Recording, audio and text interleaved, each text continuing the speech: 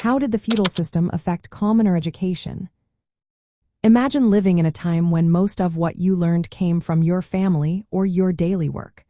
That was often the case during medieval times in Europe, especially under the feudal system. The feudal system was a way society was organized, with kings, lords, knights, and peasants all playing their parts. But this system also shaped how people learned and what they could learn. In this society, education was mostly for the rich and powerful. Nobles and clergy, who needed to read and write for running estates or managing churches, had access to schools.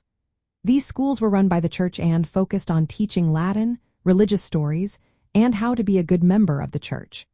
Boys from noble families might learn at home or in special schools, but girls usually learned household skills instead. For commoners like peasants and serfs, education was almost non-existent.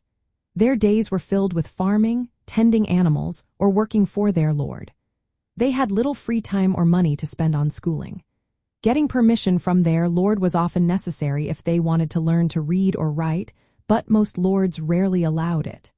If peasants tried to learn without permission, they could be fined or punished. Girls from common families had even fewer chances to learn.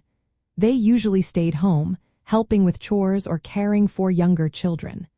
Noble girls might be taught at home by nannies or tutors, but this was rare for peasant girls. So, most common children grew up without formal education, learning only what they needed for their daily work.